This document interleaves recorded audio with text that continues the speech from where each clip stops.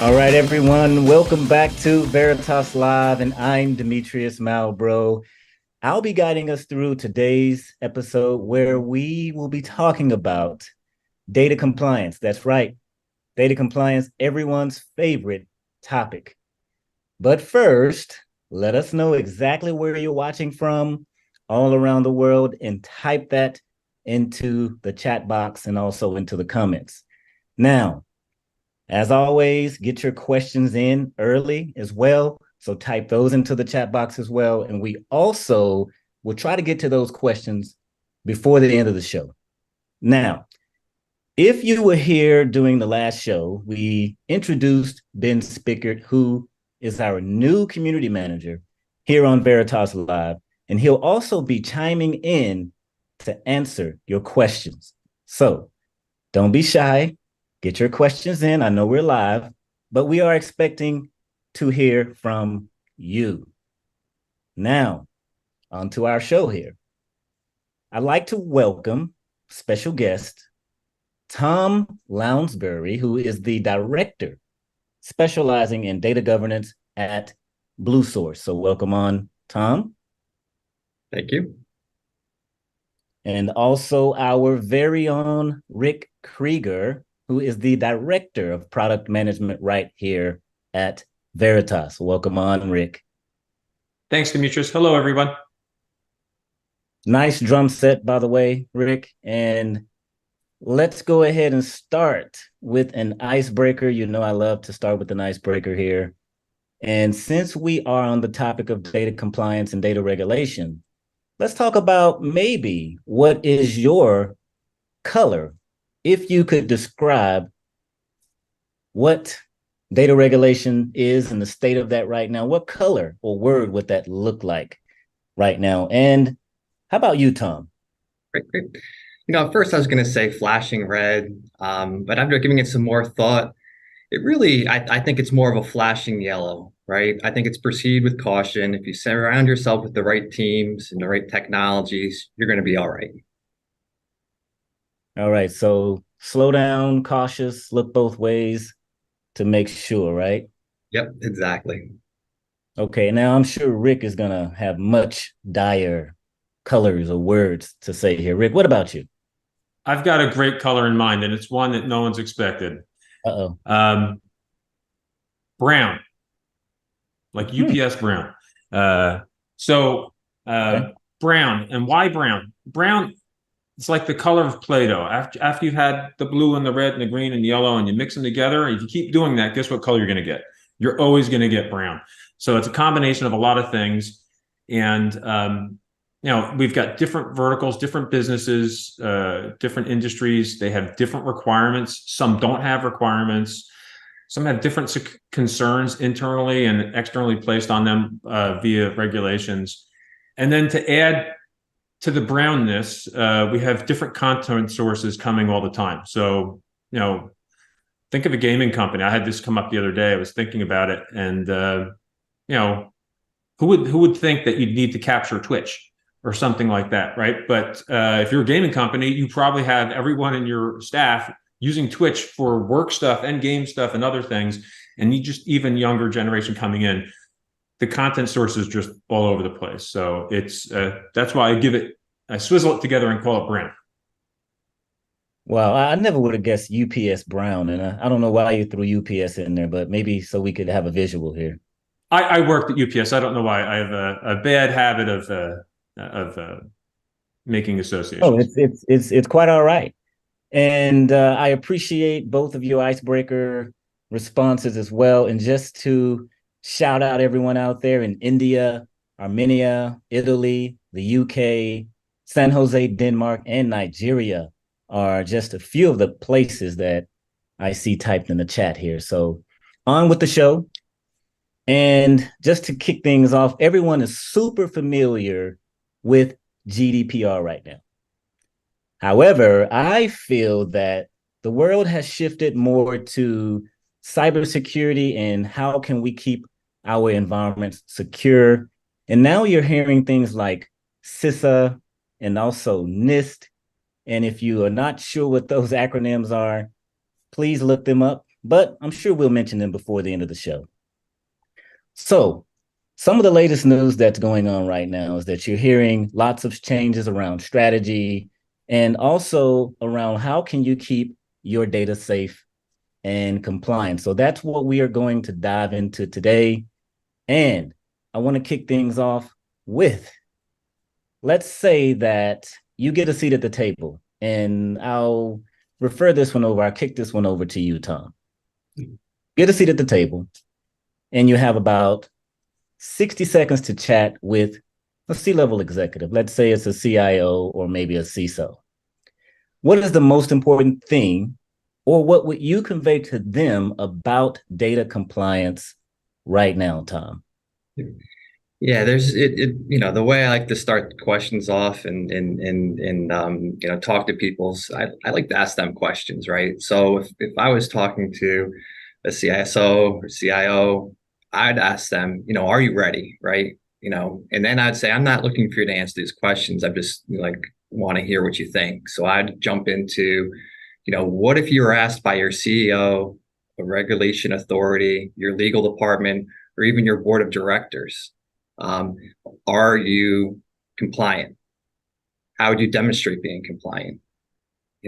Let's take it one step further. Let's just say you were deposed and you have opposing counsel across the table from you. Are you going to be ready to answer those questions, right? What if you're fined by some sort of regulation authority? But don't worry about all these different things. If you have the right team in place, you have lots of different protections out there. You understand all the risk factors.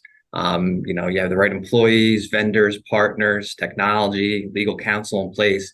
You're going to be well protected. So I kind of, would look to scare the person maybe a little bit with these questions. Wouldn't look for them to have the direct answer. But it's these things are all changing in the marketplace so quickly. There's lots of regulation in a lot of different areas, a lot of different geos.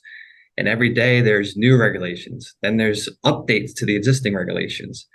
Keeping track of all these different things is a daunting task. So it's always going to be done by a team, and choosing those, the right team members to be a part of that is what's going to have you protected. Awesome. Right on. And also, Rick, you want to respond to that one as well? Yeah, and I like how you frame that, Tom. Especially like, how confident are you if this were to happen now? Like, are you asleep? Now that I say this to you, are you scared? Like if you're scared, then that means you're not prepared. So what I would say mainly is you need to be proactive and not reactive. You can't wait until something happens. And yes, it is about physical hardware and networking security, but it's definitely more than that. It's about the data, and it's about the reputation of the company.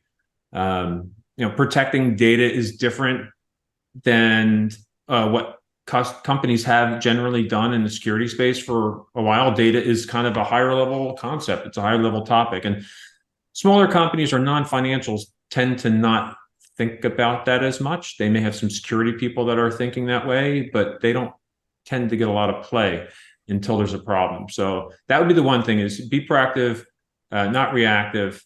And as Tom was mentioning before about understanding the regulations, what regulator could come to us? Maybe they haven't knocked on our door before, but if we're subject to regulation, then we should know about that and see if they have data protection or data compliance standards. And the financial industries definitely have that, but others too. So that's something else I would look at.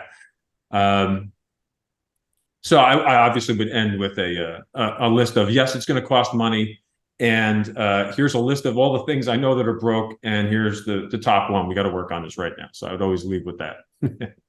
Okay. So don't be reactive, but be proactive.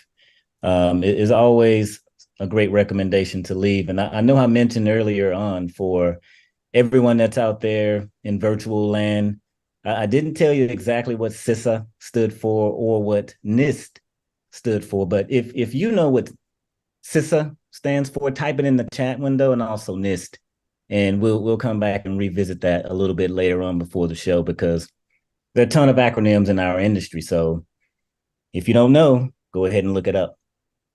All right. So Also, Tom, I want to come back to you and also kind of go back to what are some of the key items to consider in the life cycle and also the discovery of data. Yeah, for sure. So it really comes down to breaking it down in an outline. So there's going to be compliance and legal considerations, right? Do you comply with the regulations that are out there?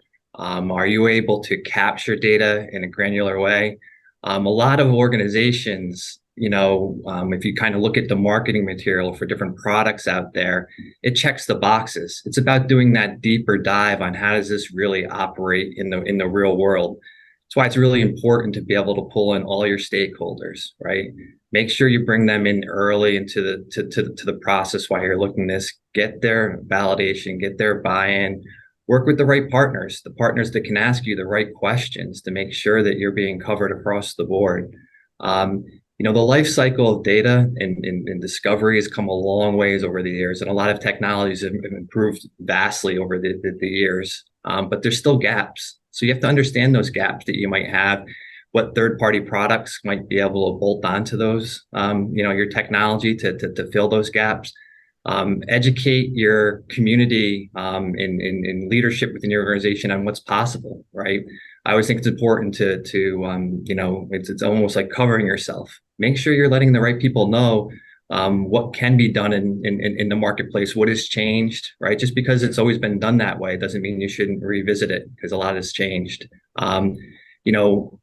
Perfect example is, on some mail platforms, if you're doing indexing, it doesn't index a lot of different file types. Why is that important? If you're not indexing those file types, how are you going to search against it? How are you going to be able to be proactive against that? Then let's just say you do a search against it, and then you have to be responsive to all those file types that haven't been able to index. You're going to have to export that and then go to some sort of maybe third-party review tool, or send it to maybe outside counsel. And that can get very expensive too as well.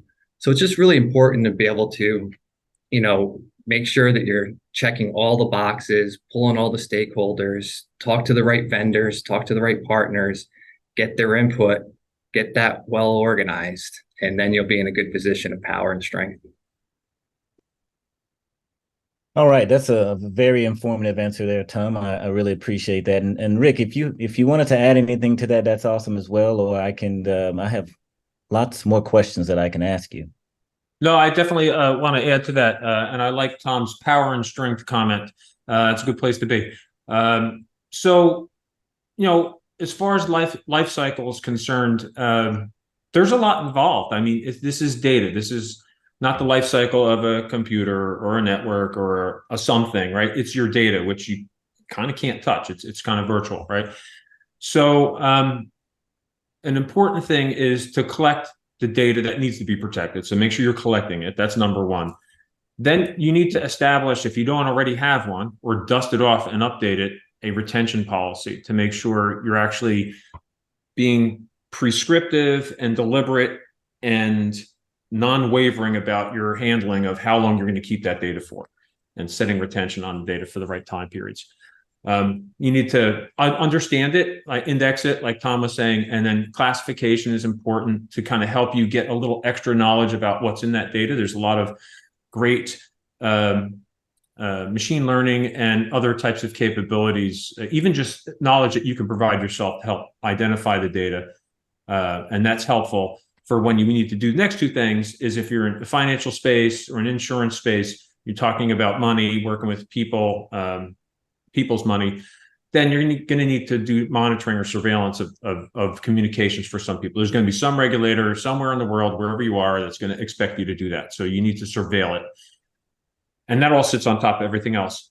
And then pretty much for everybody, you need to discover the data. That's part of it. Even with the surveillance customers, after they're done monitoring, they find a problem, or maybe they don't find a problem.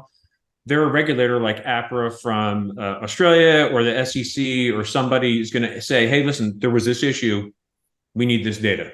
And you're going to have to discover it for a surveillance use case to give to your regulator, right? So it's the same thing. But there's also internal discovery requests, and also GDPR requests. Customers are needing to provide, like, you have a duty to save and protect and produce information for other human beings on the planet that ask for it if you're having their sensitive or their personal data, and more so in some industries versus others.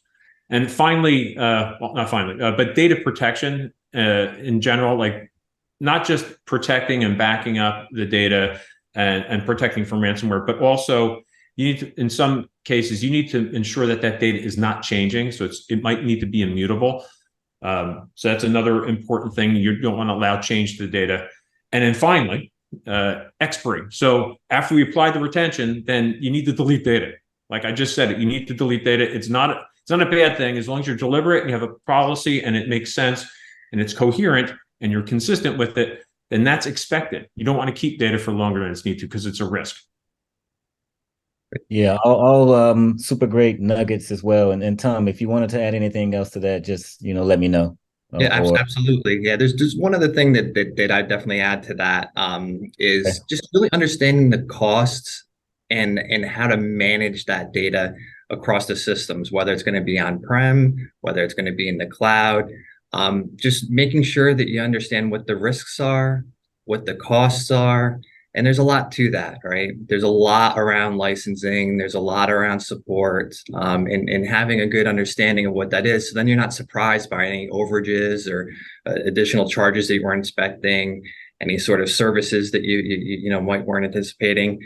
People like to budget things and then not go over their budget, right? So working with the right vendors and partners once again is key, and having the right employees that you can count on is key to make sure that you control that cost and know exactly what you're getting and have a predictable spend with a predictable outcome.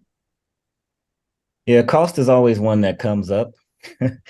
And sometimes cost doesn't come up until it's too late, when things get really expensive. If an auditor happens to come around and identify certain things that either you weren't privy of or you didn't know about.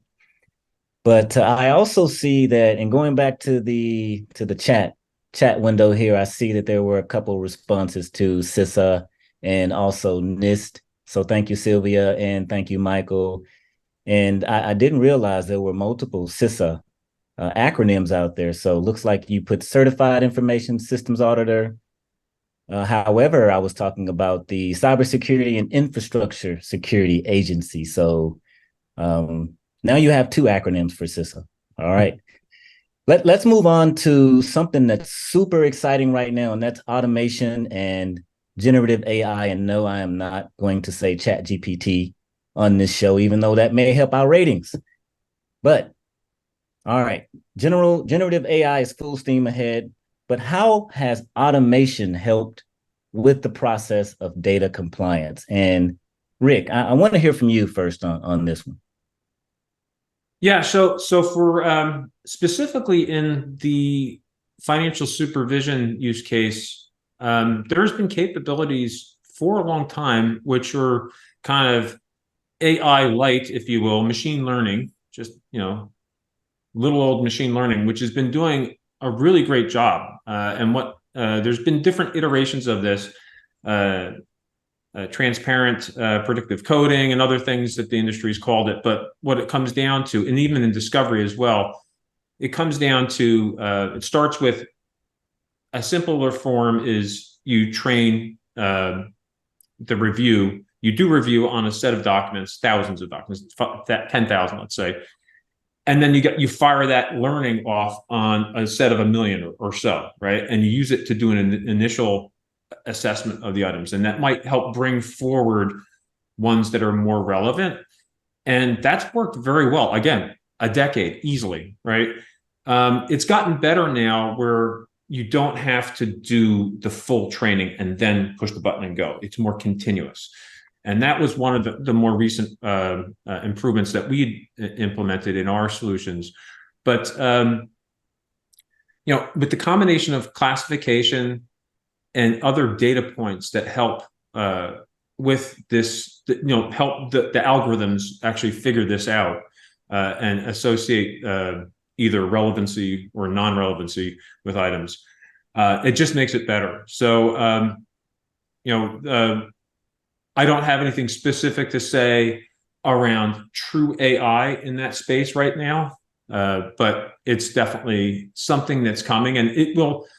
one thing that I could say is that we're never going to get to a place, well, at least I guess within our lifetimes, I'd say, that where we're just wholesale abdicating responsibility for these things to that, right? It's still going to be an assistive aid, a crutch, maybe a super crutch, maybe mechanical running equipment or whatever, but it'll still be something that aids us and guides us towards more relevant items and kind of pushes stuff off that's obviously not relevant and helps us optimize our time and energy around. And that's both for supervision and discovery. There's great use cases for discovery as well. Okay. And I'm sure we could probably spend a few more minutes on that as well, but I am going to move on to something that I really love talking about, and that's data migration, and also just keeping the hygiene of your data like pristine. And so, Tom, I am going to poke you on this one really quickly. So, how would you convince a C-level executive, once again, to move forward with, let's say, that email migration project that has been on the back burner for quite some time? How would you convince them to act now, Tom? Yeah, often when people aren't moving on something, it's because I feel that they don't have the full picture, right? They don't understand all the options. So, how we typically, when working with our clients, is we're going to start with an assessment, right? We're going to start with an assessment of what data do you have? What do you need to have managed? We're going to take that deep dive to talk to all your stakeholders across the different business units to make sure that they all have buy-in and we understand what they're doing and can educate them on what is possible. Then it's about talking about the pros and cons of each approach, right? And outlining that. Then it really comes down to trying to settle on maybe 2-3 different options, right? And then start to take that deeper dive of what it would look like to move there. What are all the costs? What are the deployments? What's the training going to look like? And then once they're kind of fully educated on it, then they're often in a position where they feel comfortable making a decision to make that move. But in the end, it's also going to have, you're going to have to be able to do a better job with the data and managing it. And ideally, you're going to also want to see an ROI on it too as well. So the stronger the ROI is, and we can often do that with working with folks, like we were talking about before, being able to pull down that data, being able to do classification, as Rick was talking about too as well, to get less data that you manage. All these are important steps and that you need to do as an organization to manage your data.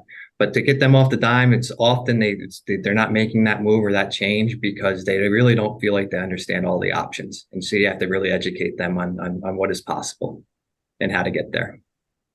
All great information. And I am still surprised that I have not seen any questions come in. Come on, don't be shy. Give me at least one question. Rick is standing by. Tom is standing by. We would love to answer any questions that you have around data compliance and governance as well. So you still have time. We're not done yet. However, I really would like to hear from Rick around maybe some final thoughts and last thoughts before we begin to conclude the episode. Yeah, I mean, what I was saying before about that CIO conversation, that 60-second kind of CIO conversation. I mean, if you're in a position where you're looking at and you have responsibility or kind of adjacent responsibility in this area, you need to speak up, especially if that was one mistake I'd made earlier on in my career, is that like I would see things, but maybe I wouldn't raise them and bring it up. And it could be important to the company's reputation. I mean, if you have regulations, I'll just throw out another one here that we're seeing now with voice, MiFID II in Europe. Voice is important. Like, people need to capture voice conversations, Teams conversations, Zoom conversations, that sort of thing. And then it's beyond, if there's communication happening and there could be either somebody's wronged in the side of those communications, either internally or externally, then someone's going to ask for them someday, right? You're gonna need them, right? So you need to be thinking about, where's the content? Am I capturing all the content that's relevant, that could be asked for? You only get one whack at it to say, oh, sorry, we weren't capturing it, right? And even then, it still might be bad because it might have actually helped you to have the conversations or the communications. So if you take a more deliberate approach to protecting your organization by protecting the data, capturing and protecting the data and having it at the ready, that would be my closing thoughts for folks. Okay, you have me thinking. And Tom, why don't you give us some last thoughts here as well for the audience? Yeah, I think when you look at it holistically, for, just one person to be able to do it all, it's not going to happen. You're going to want to get a group of specialists around you that are experts in their field and their craft in order to make sure you're addressing this properly. If anybody can sit there and say, I know it all, I'd be pretty skeptical of that person. It's going to take a collective unit to address all the regulations, all the technology that's out there, all the different things that are possible. So it's really about collecting and managing that larger group is where you're going to have success. And don't try to take it all on yourself. I strongly discourage you from doing that. Rely on the experts. Check the fact checkers, if you will, and good things will happen. All right, and I do see a question that just came in. However, we are going to continue to roll on, but we are going to answer that question for you. There are a lot of resources out there to answer that question. So we'll make sure we answer that for you. Also wrapping up, as I mentioned, we have some great assets that will be linked below for you to review. We have an excellent white paper that's titled Veritas Alta, Data Compliance and Governance, and also a fantastic blog post that our very own Rick Krieger wrote, Transition Data Archiving from On-Premises to the Cloud.